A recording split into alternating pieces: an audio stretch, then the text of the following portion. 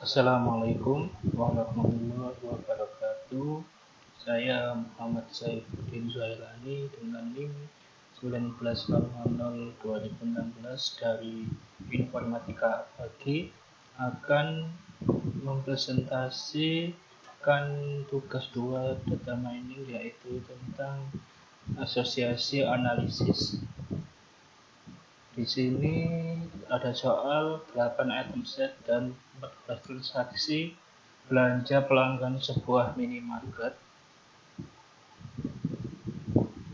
yaitu terdiri dari nomor A sampai dengan L dan X 1 sampai dengan 9 dan Y 0 sampai dengan 11.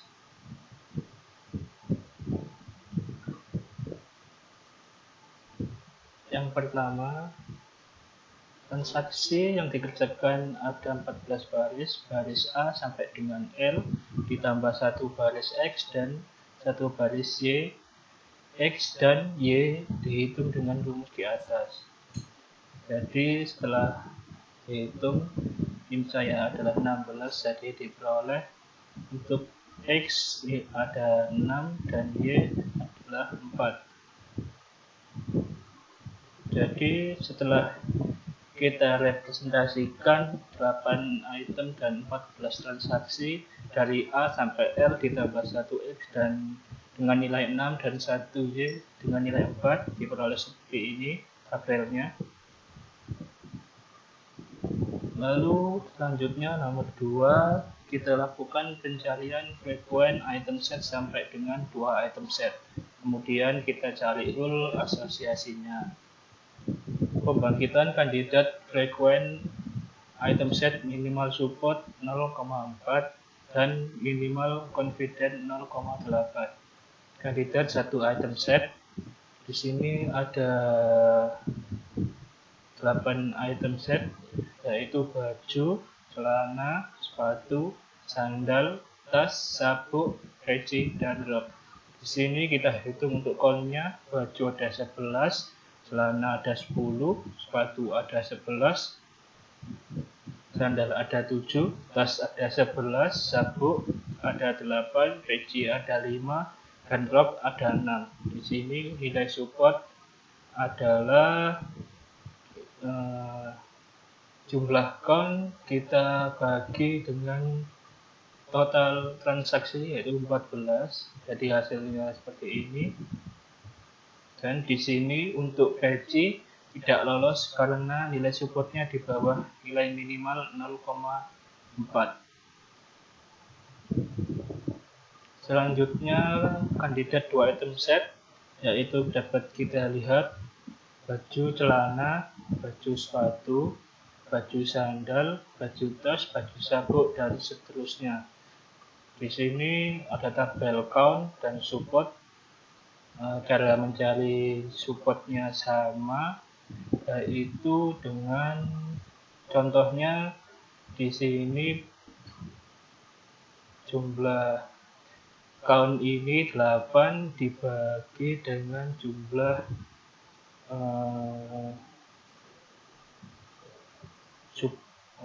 support baju.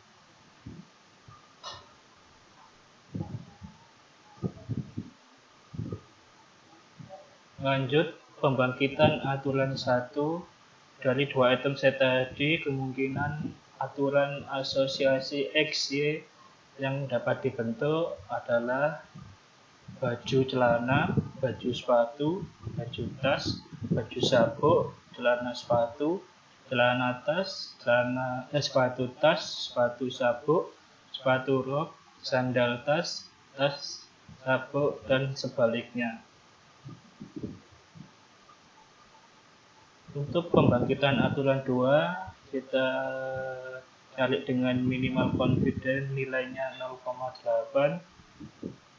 Di sini dapat dilihat yang lolos pembangkitan aturan kedua, yaitu baju tas, celana sepatu, sandal tas, tas baju, sabuk baju, sepatu celana, dan rok sepatu. Di sini nilainya lebih dari 0,8 semua untuk yang lolos.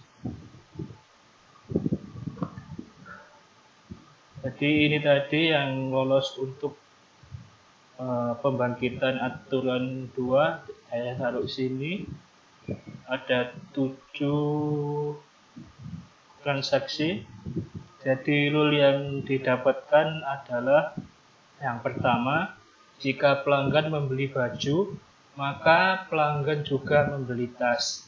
Yang kedua, jika pelanggan membeli celana, maka pelanggan juga membeli sepatu. Yang ketiga, jika pelanggan membeli sandal, maka pelanggan juga membeli tas.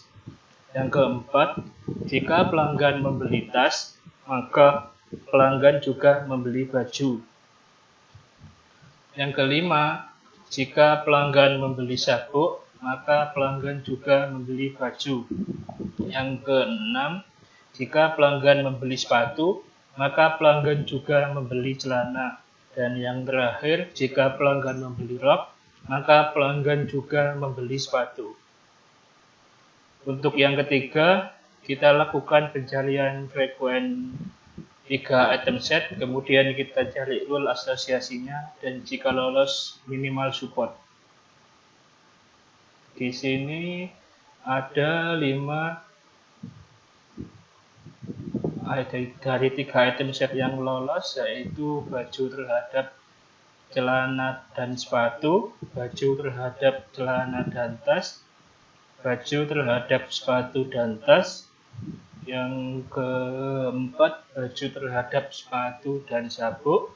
Dan yang terakhir, baju terhadap tas dan sabuk.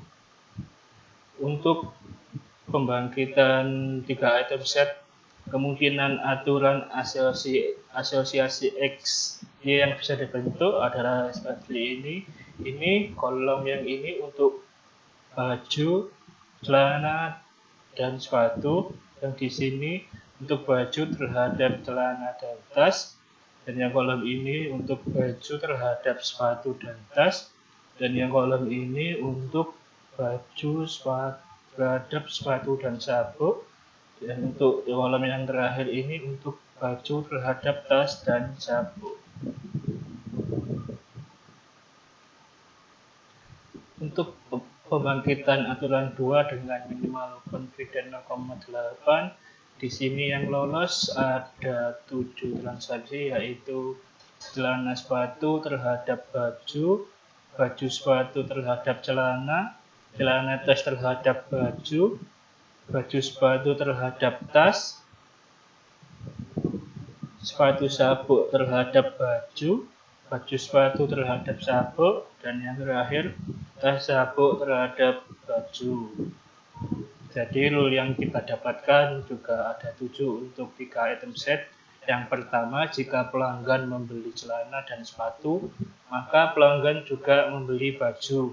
Yang kedua, jika pelanggan membeli baju dan sepatu, maka pelanggan juga membeli celana. Yang ketiga, jika pelanggan membeli celana dan tas, maka pelanggan juga membeli baju. Yang keempat, jika pelanggan membeli baju dan sepatu, maka pelanggan juga membeli tas. Yang kelima, jika pelanggan membeli sepatu dan sabuk, maka pelanggan juga membeli baju. Yang keenam, jika pelanggan membeli baju dan sepatu, maka pelanggan juga membeli sabuk. Jika pelanggan membeli tas dan sabuk, maka pelanggan juga membeli baju. Selanjutnya, yang keempat, kita lakukan evaluasi rule yang ada, dan kita dapat menggunakan if dan analisis korelasi. Ini pembangkitan rule yang kita dapatkan dari 2 item set dan 3 item set.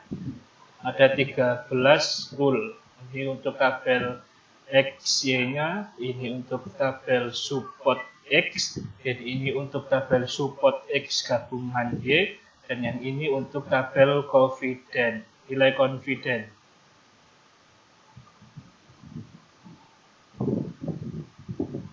Jadi ini rule yang kita dapatkan, ada 13 rule yang akan kita ada 14 rule yang akan kita hitung.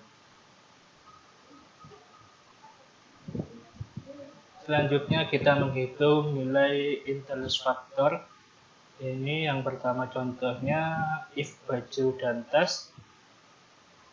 Cara mencarinya nilai support baju dan tas dibagi nilai support baju dikali nilai support tas. Di sini nilai support baju dan tasnya adalah 0,64 dibagi nilai support baju 0,78 dan dikali nilai support tas 0,78, yaitu hasilnya 1,051.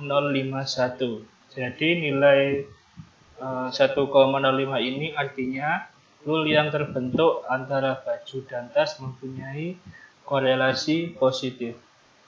Kita lakukan dengan cara seperti ini untuk semua rule yang kita dapatkan tadi. Ini ada contoh yang berkorelasi negatif, yaitu dari 3 item set, yaitu if celana sepatu terhadap baju, yaitu kita cari nilai support celana sepatu terhadap baju, lalu dibagi nilai support celana sepatu dikali nilai support baju. Di sini nilai support celana sepatu terhadap baju adalah 0,42 dan nilai support celana sepatu itu 0,57 dikali nilai support baju 0,78. Hasilnya 0,944. Jadi 0,944 itu artinya rule yang terbentuk berkorelasi negatif. Untuk semuanya sama, kebanyakan hasilnya berkorelasi positif untuk nilai if-nya.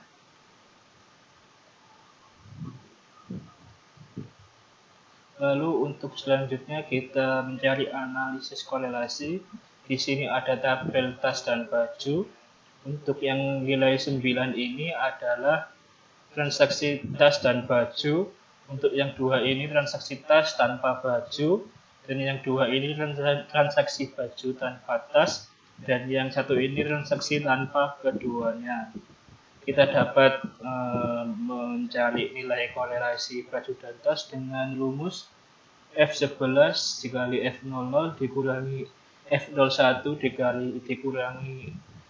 dikali F10 per akar F1 plus dikali F plus 1 dikali F0 plus dikali F0 plus.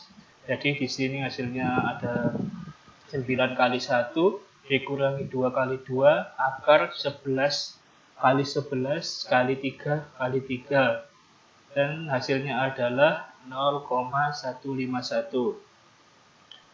Jadi untuk nilai analisis korelasi untuk baju dan tas artinya rule yang terbentuk antara baju dan tas mempunyai korelasi sedikit positif. Untuk langkah mencari analisis korelasi rule selanjutnya yaitu sama dengan cara seperti tadi.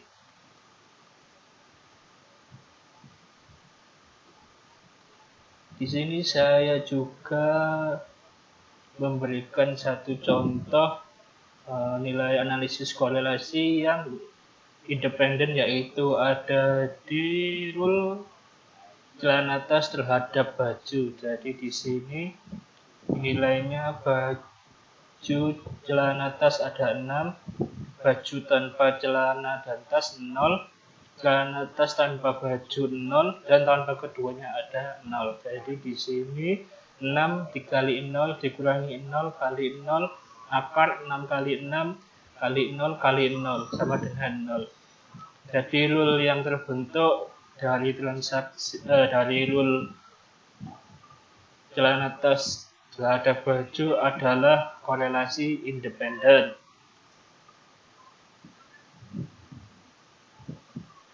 Dan saya juga di sini ada contoh untuk korelasi positif sempurna, yaitu di transaksi tas sabuk terhadap baju. Jadi di sini transaksi tas sabuk terhadap baju, di sini transaksi baju tanpa tas dan sabuk, Di sini transaksi tasabuk tanpa baju. Di sini satu ini transaksi tanpa keduanya, yaitu tanpa tasabuk dan tanpa baju. Untuk nilai korelasinya yaitu 7 dikali 1 dikurangi 1 dikali 0 akar 7 kali 7 dikali 1 kali 1 yang hasilnya sama dengan 1. Jadi hasil 1 ini untuk analisis korelasi rule yang terbentuk mempunyai korelasi positif sempurna.